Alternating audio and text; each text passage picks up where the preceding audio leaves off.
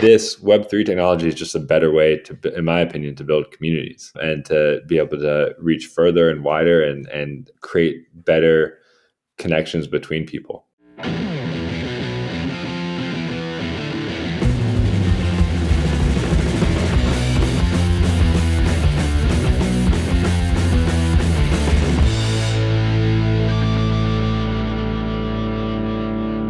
Welcome to Airdrop, the show that'll help you understand what NFTs are, how to use them, how they work, and all that good stuff. My name is Rawian, and I'm here with the GOAT, Phosphorus, and today we're talking with Willie Morris from Happy Goat. Willie is a man of many talents, working from medical sales to a subscription box service with Gary Vee. Now, he's full-time in the dirt, farming. Willie and some of his friends bought 2,000 acres in the hills right under Yosemite National Park in California. They were originally going to use that land for rally car racing, but it ended up becoming a regenerative farm with a bunch of goats on it. Today, we're going to dive into why they built Happy Goat as a Web3 nonprofit. We're going to talk about the building blocks of community building. Right. And lastly, we're going to talk about how Willie ended up here, because it's kind of a crazy story. And as always, a whole bunch of other stuff. The regenerative farming thing is so cool because, taking care of our earth should be like our number one goal as humans, right? Facts. In order of importance, right? It's like staying alive, not killing other humans, Facts. and trying to keep this floating rock in the sky habitable for humankind, hopefully forever. Well, until the sun grows so large it makes Earth uninhabitable, but we have a while before that happens. Hopefully.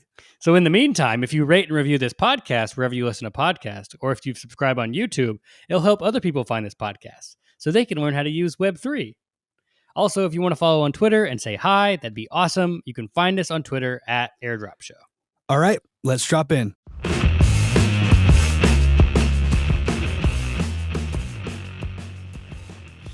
All right, today we have Willie Morris from the Happy Goat organization. And I'm just excited to dive in here. So, Willie, we like to start the show off the way we start every show, which is, what is an NFT? And if you could just explain it in the most simple language possible so we can all kind of understand, that'd be great. Sure. NFT is actually a new farm tractor. Nice. Yeah. So we have a couple of those out here at Happy Goat. What makes it new? What's the new tractor going? We actually just got an electric tractor, which is really rad. So we aren't burning fossil fuels when we're farming. But I think the NFTs cool. You're referring to would be the old non-fungible tokens, which is just a great way to convey ownership and provenance in a digital way. It's just a digital record of ownership, essentially. Yeah, that's really great. It's so funny. NFT is not intuitive whatsoever. We can make up as many acronyms as we wanted with those letters put together. That was funny. I agree. It's the provenance. It's the easiest way for digital ownership to you own something. 100%. Yeah, it makes it real easy. Digital trading cards is like the easiest, I think, example, right? Or digital baseball cards. Yeah. Yeah. All right. So you have a set of digital baseball cards for Happy Goat. Could you just give us the quick elevator pitch of what is Happy Goat and what problem you're trying to solve here? Yeah, so Happy Goat's the brand we're building. It just happens to be located on a 2,000-acre regenerative farm up by Yosemite National Park. And on top of that farm, we're building out this incredible kind of creative oasis, wonderland.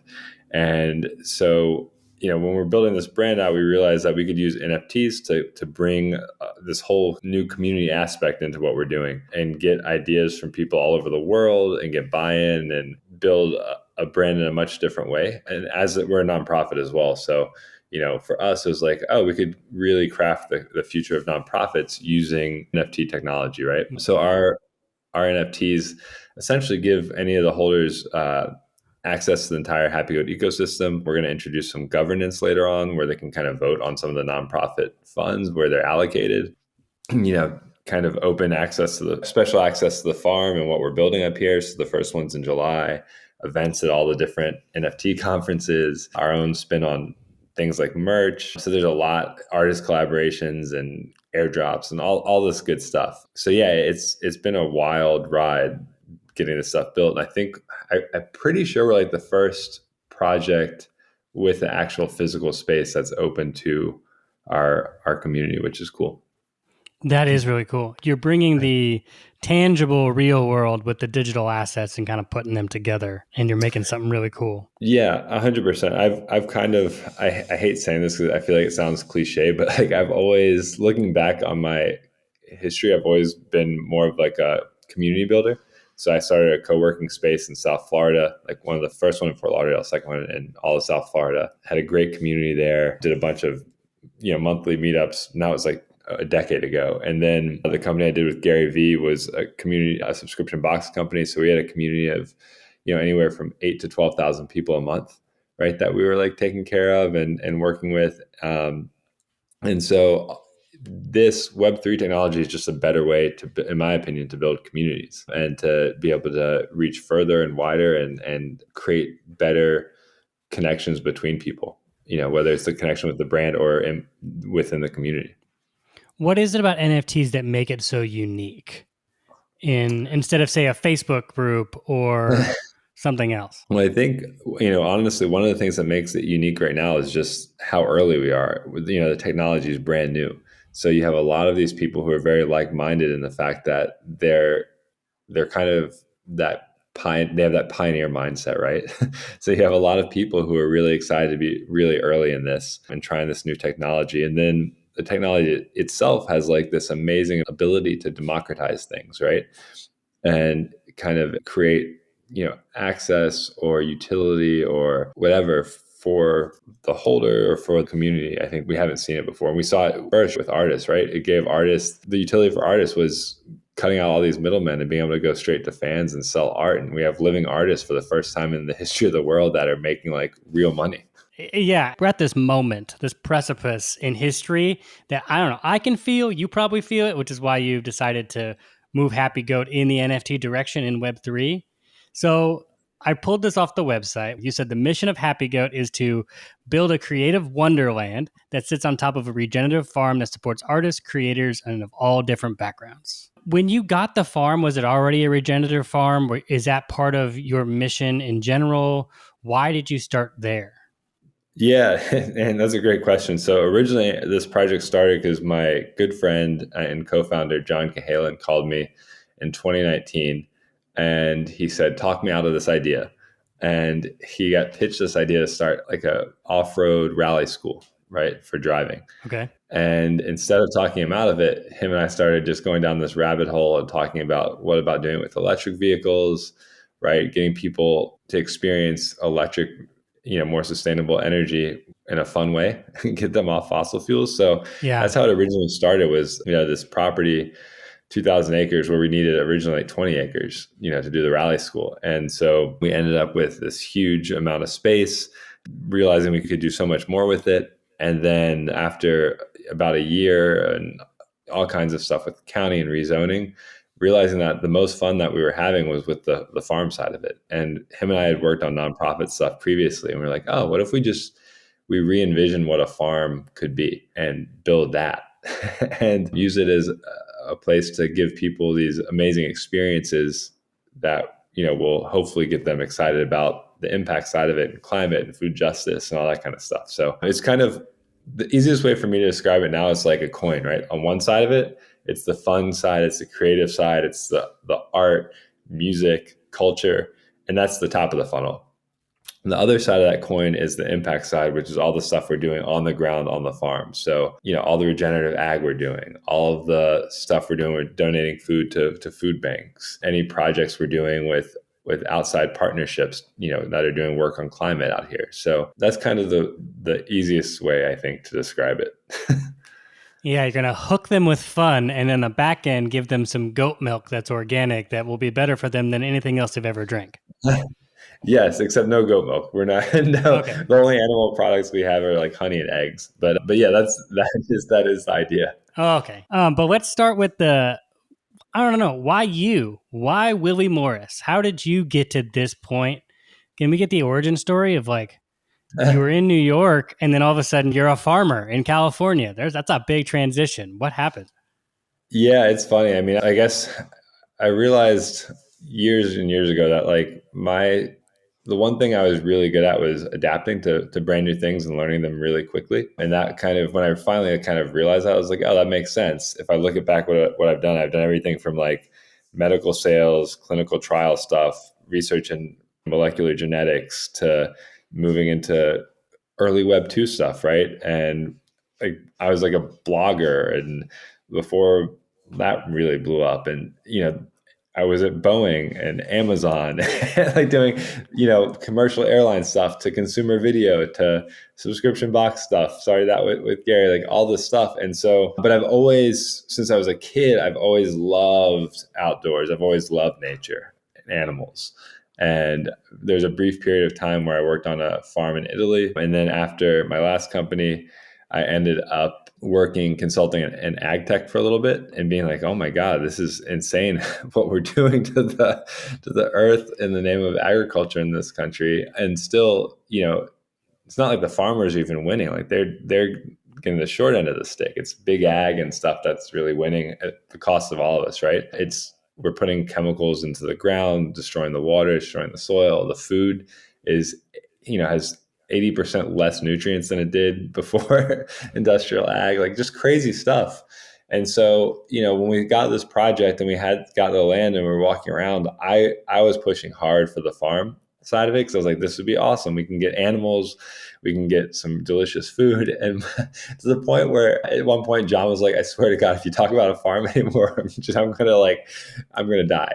But then, I kind of hooked him, I think, a little bit, because he loves animals and goats and everything. So I ended up getting a couple goats at my house, and that we all kind of just loved them. And then it just kind of grew into this, all right, well, let's try like a little farm on like, a small part of the property. And then it was just, I think as soon as we started moving in that direction, it was very clear how much fun it was and how much good we could do with that, and how much more that aligned with our own values and kind of ethos versus trying to do like a rally school.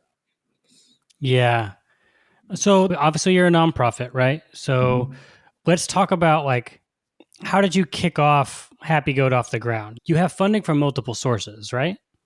Yeah, I mean, the wonderful thing was, I mean, we were very lucky that John does have, as part of a family foundation, the Kalen Family Foundation, gave us a very nice donation to kind of kick off the farm build out and to cover the build out of the farm, which was, insane. I mean, we were Yeah. incredibly fortunate to have that and allow us to operate with, for the first year plus without having too much stress and being able to do things the way we wanted to. And then, the NFT side, we've generated, obviously, ETH and stuff from launching our NFT project, which right now is pretty much zero, right? Well, Because everything's yeah. good. But, we're trying to look at like how, that side was kind of not going towards build out, it was going more towards community and kind of this new nonprofit kind of template on Web3. But yeah, I mean, we'll do a combination of donations through Web3 type stuff and crypto, and as well as like some physical, traditional donations out here. But the thing too is like part of our mission is to help other farms move over to regenerative ag. And in order to do that, like the farm has to, function as a real farm. So thankfully, because we do have a little bit of buffer, we can try out new revenue sources for the farm. We can try out like, cashmere and things that are humane, but also really sustainable. We can look at like, what does it look like taking in rescue animals, but also using them as in the regenerative process, right? So we're looking at a lot of different new revenue sources that hopefully will be, value add to other farms. But essentially, the farm in and of itself has to be more efficient with lower input costs or higher output costs than a traditional farm. Otherwise, our mission to help and to push regenerative ag doesn't really work. Right. And you need that time to really see if it's going to work, to test out new things, because it takes time, especially with regenerative farming. And what you alluded to earlier, like with big ag coming in, they just kill the land, and it takes time for those nutrients to come back into the soil. And you need that time, and you need the time to prove that it works.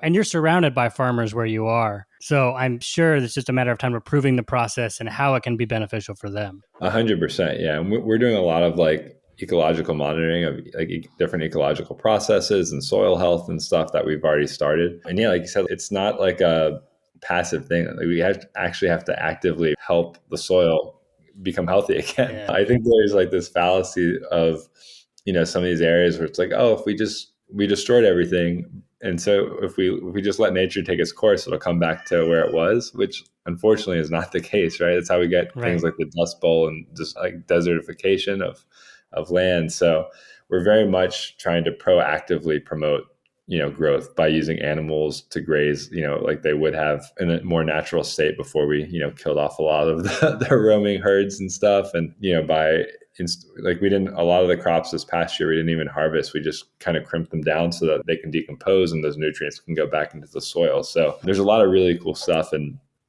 thankfully we brought on a third partner who's been like a 6th generation farmer, and Jesse, who has incredible knowledge on all the regenerative processes, and it's really cool. So I myself have just been having fun learning so much stuff from him. You are literally in the dirt trying to figure this out. Literally in the dirt. Yeah.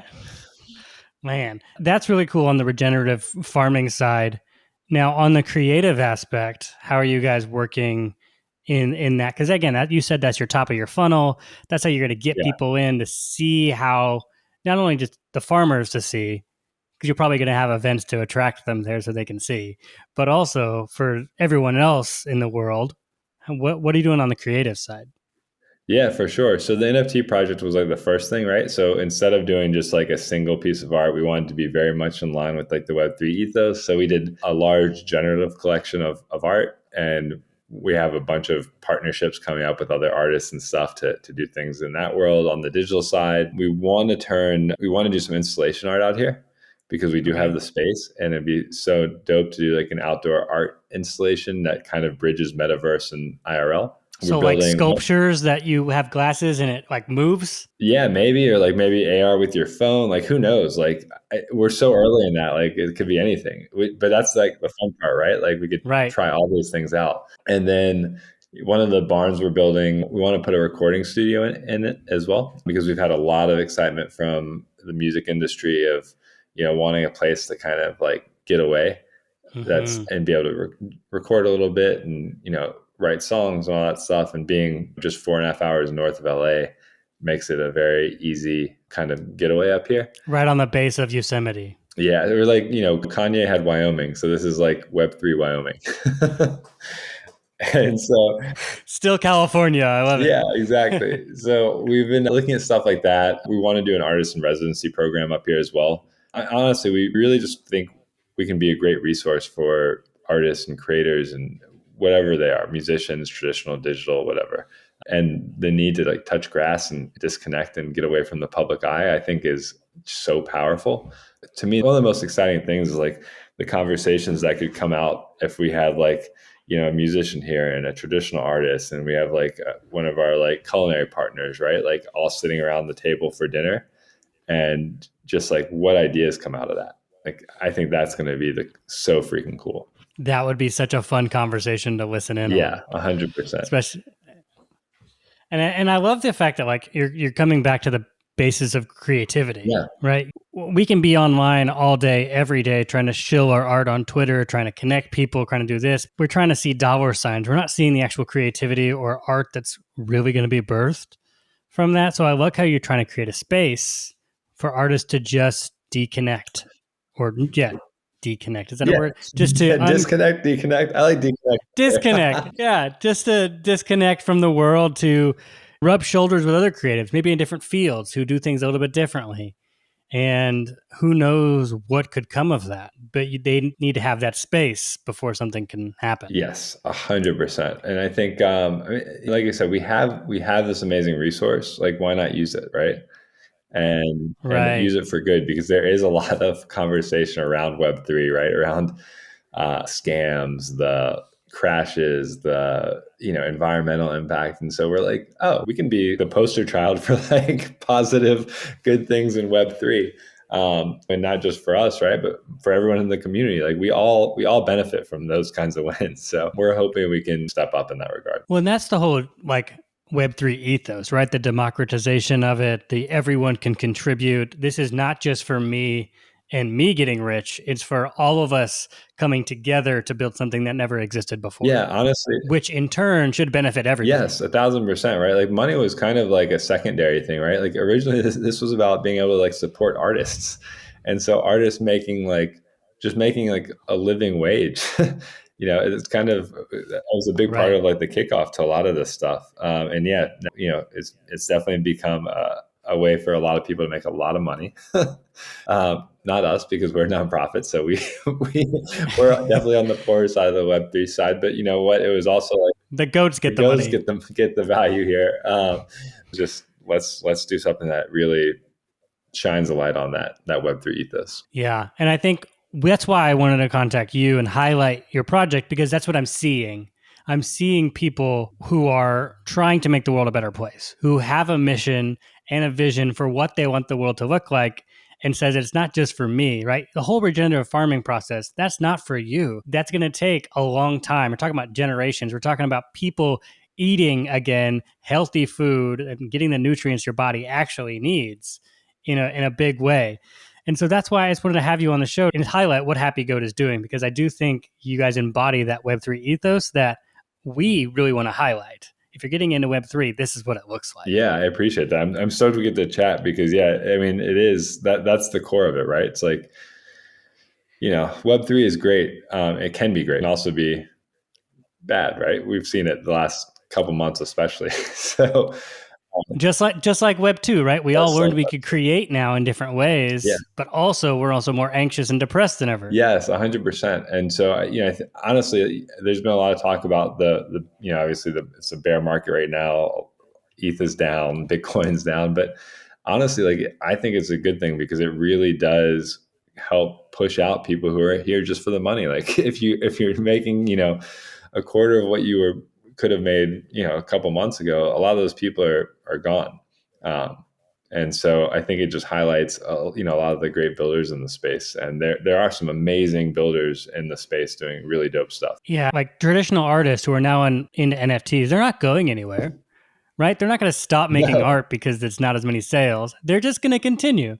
And those who are going to continue and who are here for it in the long run are going to make it. And to be honest, those are the NFTs I want to buy. I don't I want to contribute to artists who aren't going to be stopped. Projects that aren't going to be stopped no matter what's in the way. That's the marker of somebody I want to get behind and want to have them and be in my community and be in their well, community. yeah, and that's like when you start looking at community that way, like that's the ultimate hedge against like any market conditions, right? Because they're going to be there, so you don't care if ETH goes down for a couple months or something, because like you're part of the community. The community doesn't die. Like the community is there. The people who are creating it are there. Like you still have that, right? Like it's not a 1 month pump and dump. It's a year. It's a 10-year thing, right? It's that mindset. We just have to kind of recultivate it in the in the space. Yes, 100%. You have a background in building community.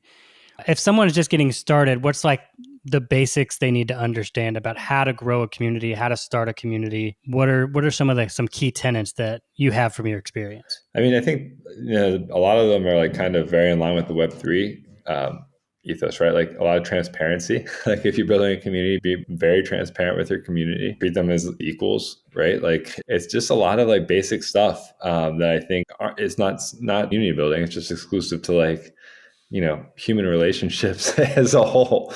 Be trustworthy, don't lie. There's just basic stuff. And then as far as like actually how to grow it, like there's really no rules. It's just I think part of it is just finding people you connect with. Start slow, grow slowly. There's no reason to, if you really care about building a long-term community, then it takes away the stress of like having to build something super fast and hype it up, especially if you believe in like that long-term vision. So yeah, I think a lot of it's just staying grounded, and then treat everyone in the community just like you would a friend or someone that you connect with. There's no magic, right? There's no magic bullet. There's no like big secrets. It's just generally being a good person. Just authentic humanity. That's all we need from people. Yeah, that's really good. And it's something that I heard Gary Vee talk about just recently. He was talking about a lot of people in Web3 don't want community, they want customers, and they're trying to extract value instead of give value. And we're seeing that a lot, especially in Web3, right? I'm getting the like, come join our community, go to the Discord, and it's just like a tumbleweed could blow through. And it's like, this isn't a community. What are you looking for? You're trying to sell me on the next thing you have. And so, yeah, Yeah.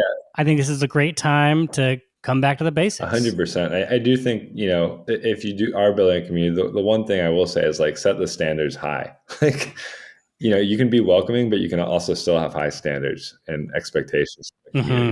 community. We don't want someone coming in happy who literally is just going to worry about, wants short-term stuff. Like, cool, there's other projects. If you're just here for the short term, cool. Like, we want people who are here for the long term. So, Right. we are trying to like create like, a standard of like, if you come into the community, that's what it is. Like, don't say things that are sexist in our Discord. Like, don't say things that are racist. Like, you will get banned immediately and like blocked forever. And like, we just don't want that kind of stuff. I do think those standards come down from the people creating the community, right? Yeah, I agree with that a lot. What kind of people are you trying to bring into the Happy Goat community? Is there a certain type? Like we talk about, it comes top down, right? Yeah. Those values really do come from the top and what you want to see. And that's what you're going to get in the people that you attract. So what kind of people are you attracting now or that you're looking for? Or maybe this is a shill a little bit. If they wanted to buy a Happy Goat NFT to be a part of the community, who are you looking for? I mean, honestly, curious people, right? People who are curious, but also excited about the space and what the future of the space looks like. We want people who are going to be part of the community for the long term. They don't have to, be in Discord all the time. If they're in Discord, just saying hi every once in a while, but they're outside doing stuff, great. We do love the long term people who are curious.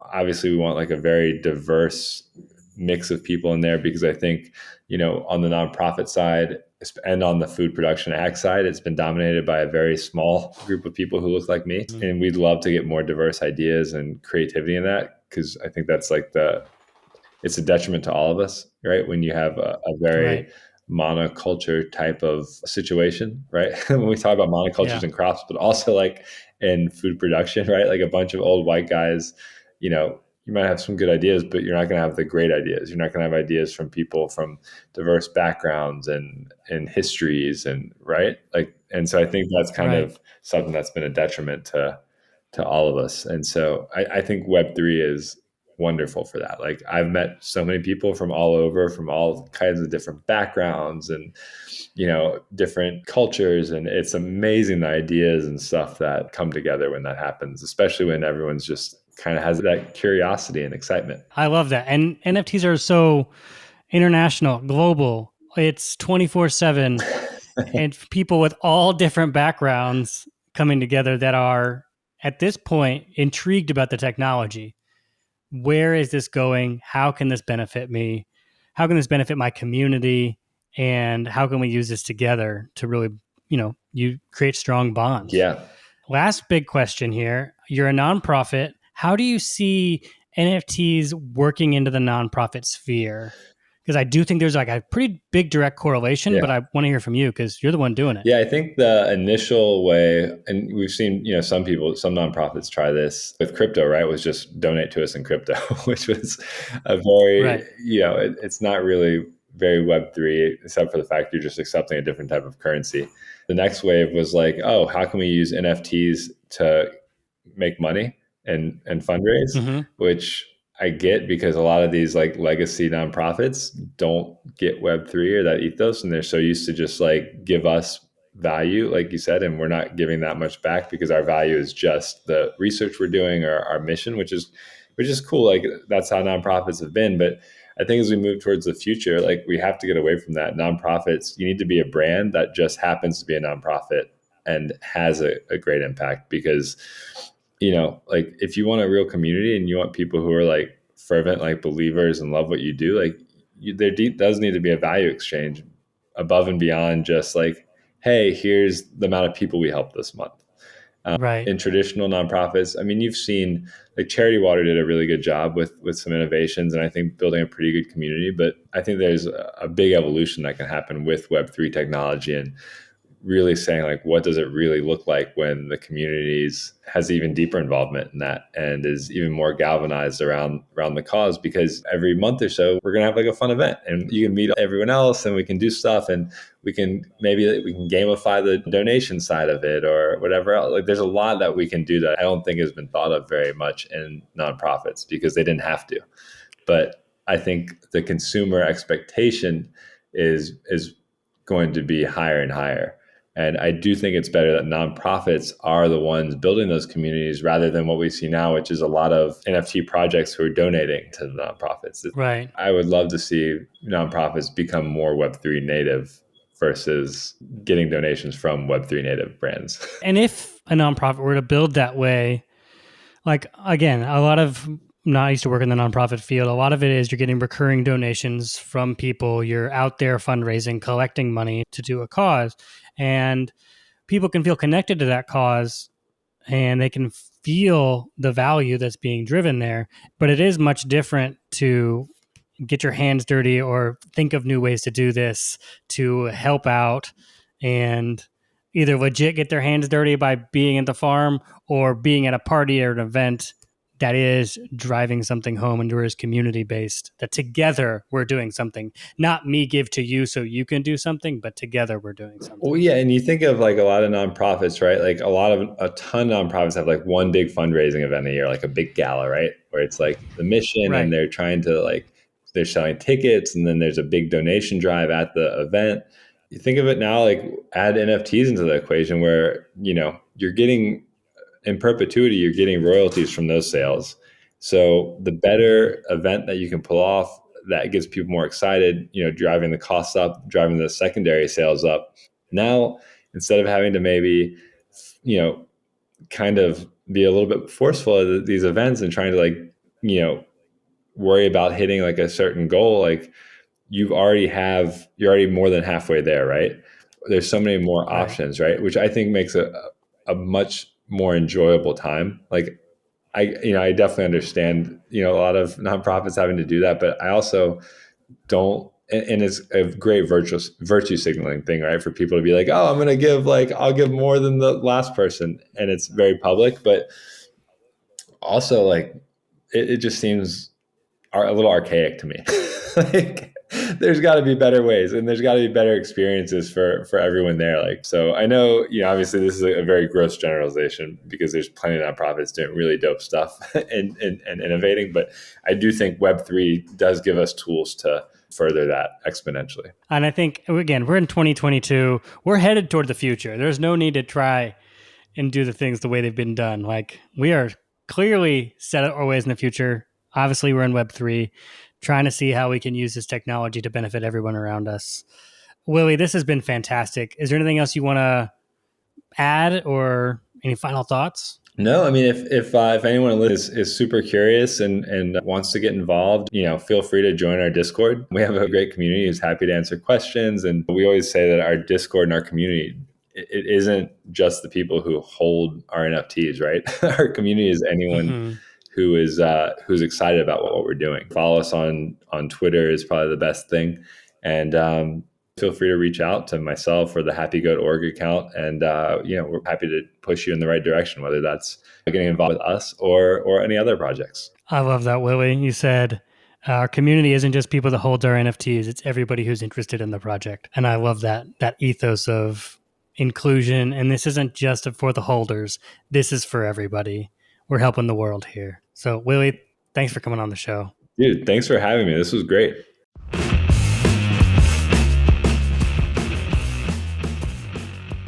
All right, friends, thank you for listening to Airdrop. If you liked what you heard, please rate and review the show and post on Twitter that you listened to this episode. And make sure you tag us at Airdrop Show. We love hearing from you guys. It's awesome every time we do, and we like to retweet your stuff. So get it. And remember, your story may not have such a happy beginning, but that doesn't make you who you are. It's the rest of your story, who you choose to be. Bye.